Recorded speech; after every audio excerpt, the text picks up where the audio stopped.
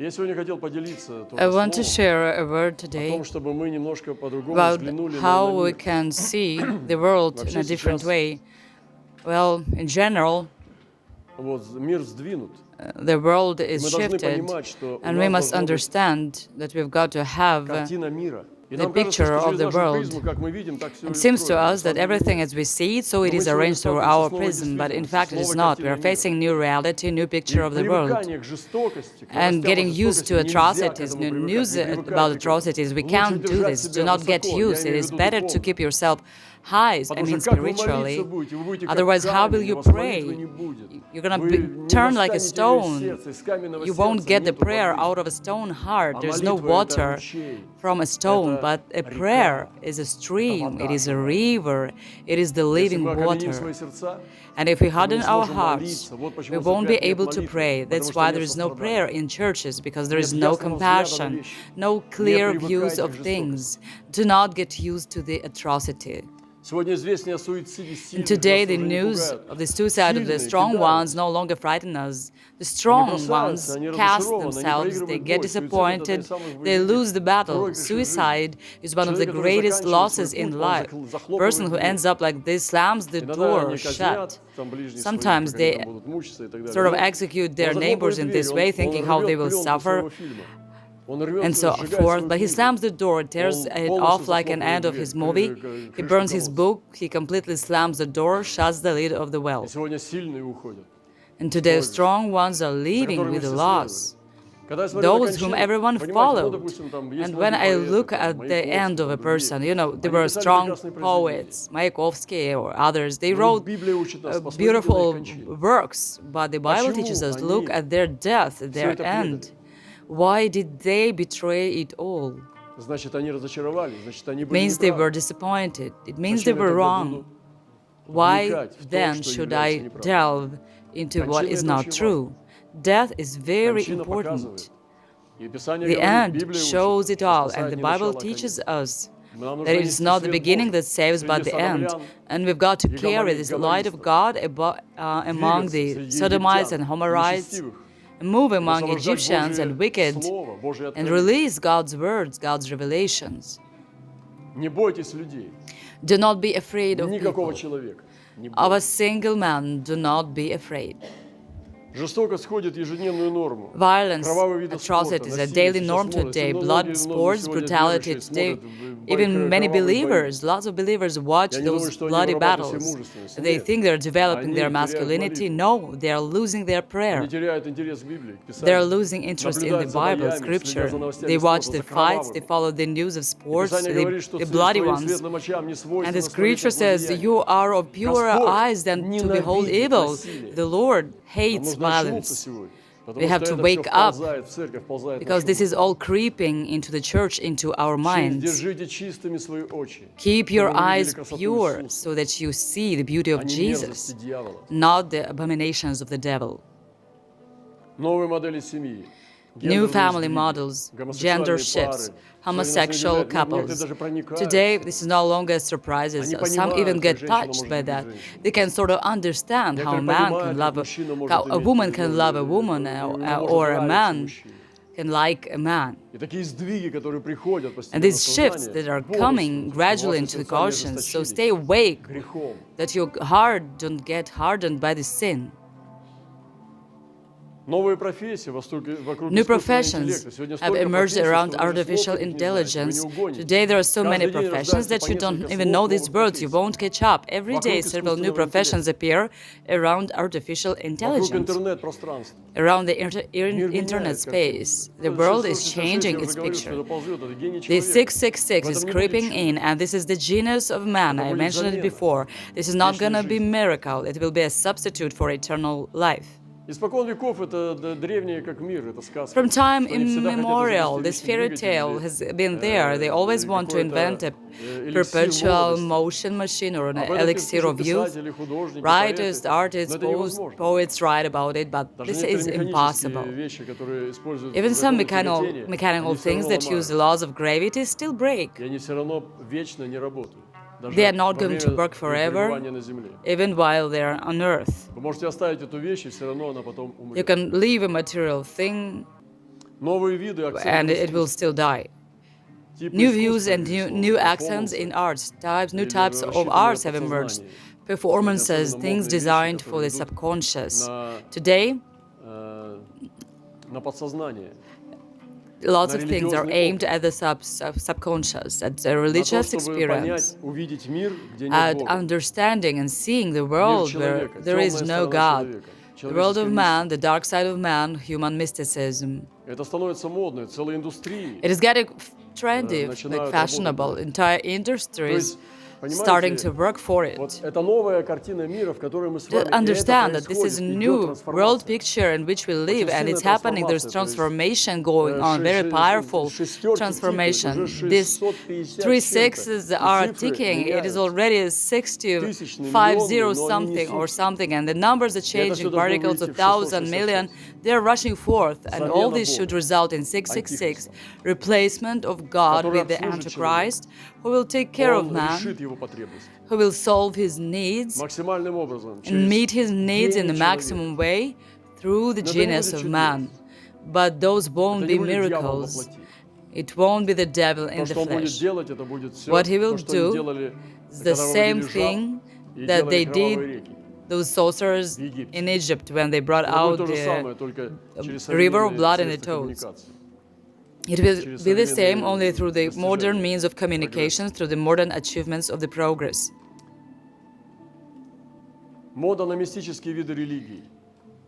Trends and fashions for mystical types of religions, culture, fashion industry, it is very fashionable to modify the body when you become already some sort of a being, not human anymore. That is modification of the body, the introduction of objects into the body.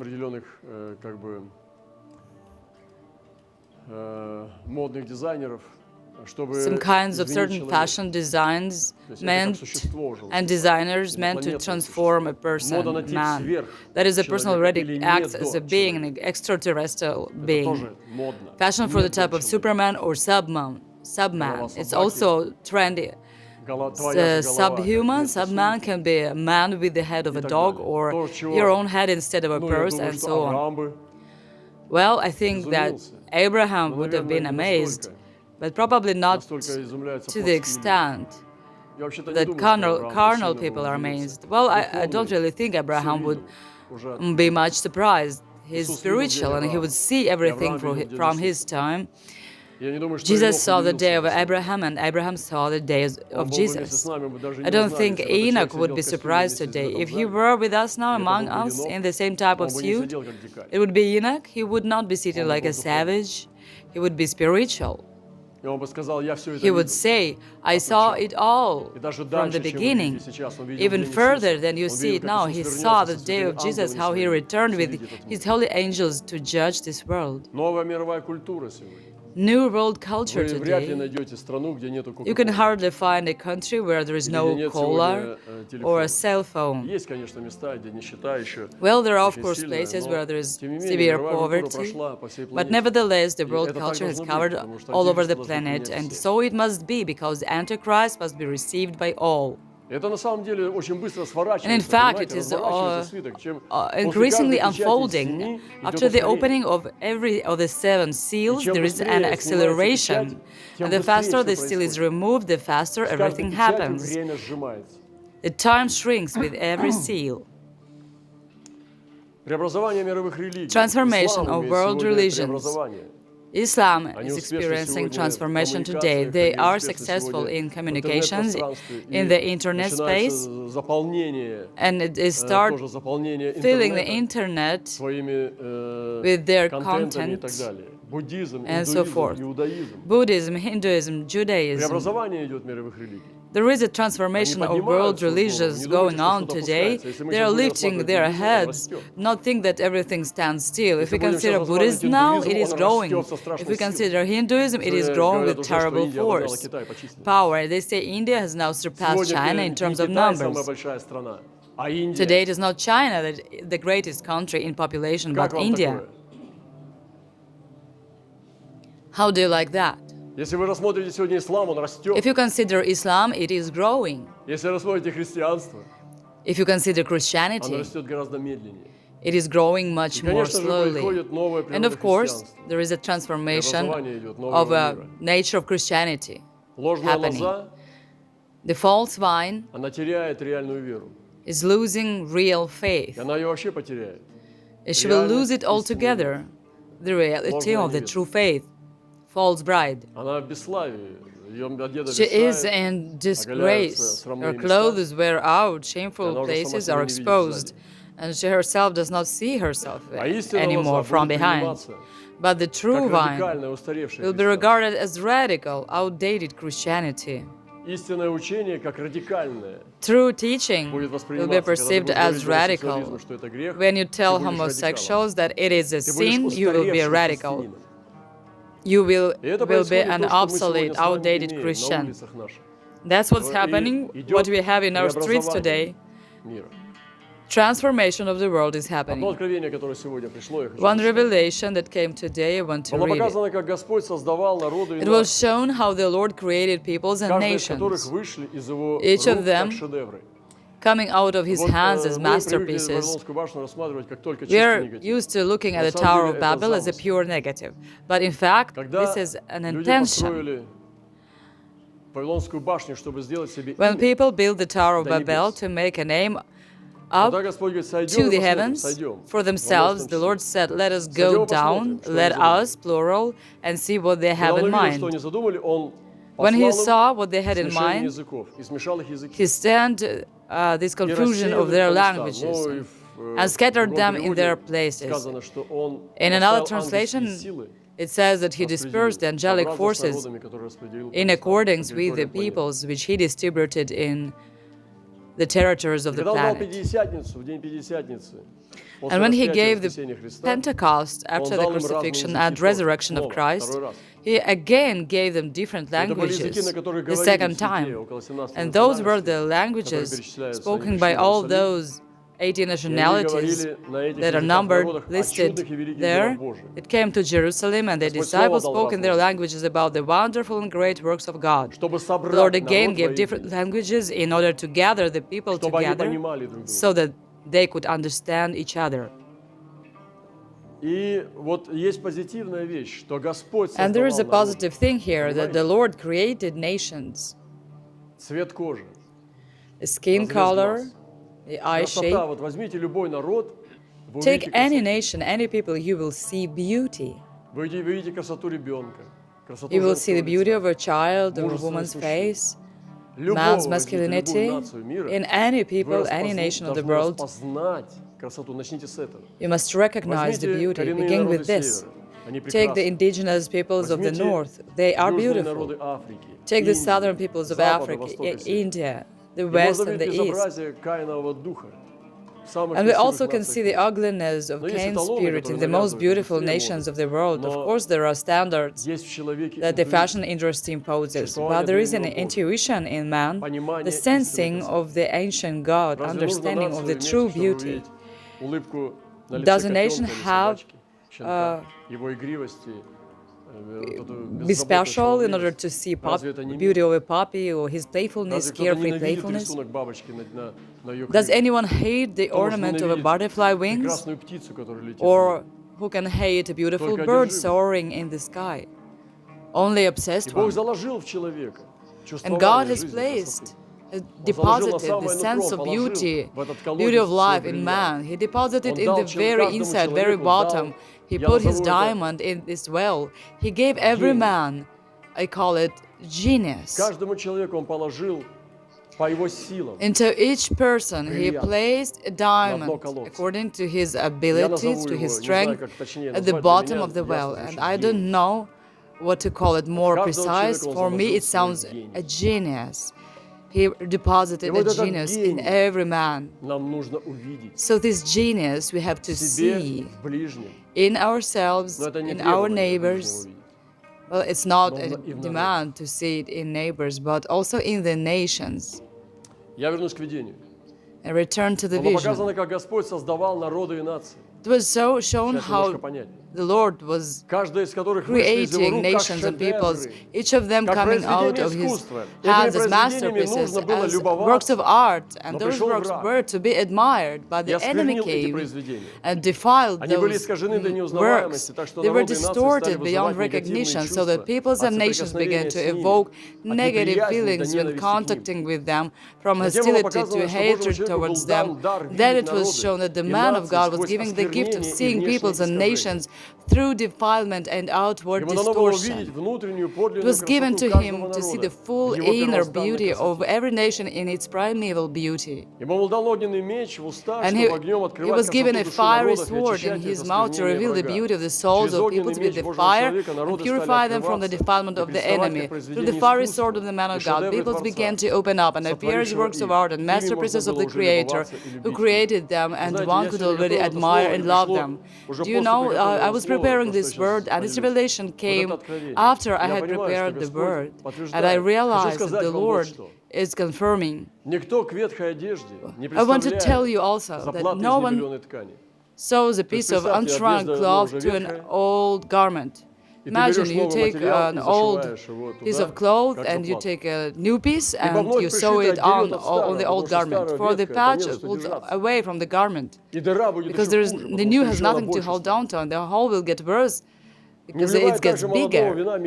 Nor do they put new wine into old wineskins, because new wine sparkles and old wineskins shrink and crack. We had real wineskins and we didn't take proper care of them, or perhaps they were outdated from Spain. I received them as a gift. So they turned into old wineskins.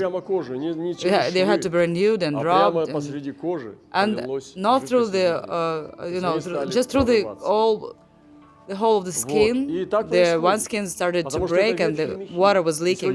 So it happens because these are old wineskins, and today many churches have become old wineskins. You know that your meetings have become uninteresting. People are yawning at them, and pastors go to their own meetings as a hard labor.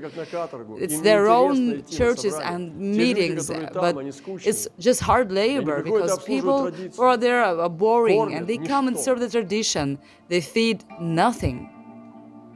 And they serve in the old wineskins and allow the old wineskins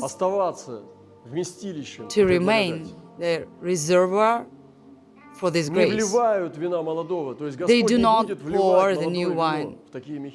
You know, the Lord will not pour new wine into such wineskins, or else the wineskins break, the wine is spilled, the wineskins are ruined. But they put new wine into new wineskins, and both are preserved. You don't have to be a young man in order to be a new wineskins. You don't have to be an old man in order to be old wine. Age has nothing to do with it. You can keep a young heart and a young spirit until the end of your days. Or you can be a young old man, negative, pessimistic, and just abide in your negative thing. No one sews a piece of unshrunk cloth on an old garment. We need to become new wineskins with a new mindset. And above all, this is the mindset that I'm talking to you about now. Do you see? I talk about it freely in simple Russian words, but not all of us can repeat this, because this is the thinking of the wineskins, this is the way, the manner of the thinking of a righteous one. That's a manner of your thoughts. And I want you to take this word to your nations and regions, not to unions and associations, not to any blocks, but take this word to what God has created, to peoples. When Jesus came into the ruler's house, pray for the key people, for the leaders of Buddhism. Pray for politicians. You may say, like, they won't let me in prayer. They will let you in prayer. There is no locks or obstacles for prayer. You can enter in if you pray with your heart. And he saw the flute players and the crowd in confusion, wailing. You know, the flute players are those who came and played flute and sang mournful songs. You may listen to a flute player for 2 hours and you will weep and wail for a whole day. This is not any flute that I'm playing with you now, but the harp, because I'm not at the funeral. And the people are in confusion. The flute players create confusion. The flute is bad for the soul. So sweet in the throat, but bad in the soul. So delicious in the mouth, but then the stomach puffs up. Sour flute music. He said to them, go away. He said it to the flute players, go away. The Lord's not going to use flute players in a revival. To whom did he say this? To the flute players and the people in confusion. And instead of soaring like an eagle, understanding that Jesus had warned of this and pouring out rain, instead of inhaling the smoke and getting even more drunk, he drove them out. He told them, go away. Dear flute players and people in confusion. And the secret work of God is taking place inside. Do not harm. And the spirit of wisdom, revelation, strength, and love, and sound mind, today we need to change the flute for a trumpet. And Jesus listened. He comes to the atmosphere of the church. There are all believers there. And the girl is there on the bed. And they're playing the flute, singing sad songs. Oh, if only you were. Oh, if that. Oh, if this. Oh, if the revival came. And everyone is in confusion.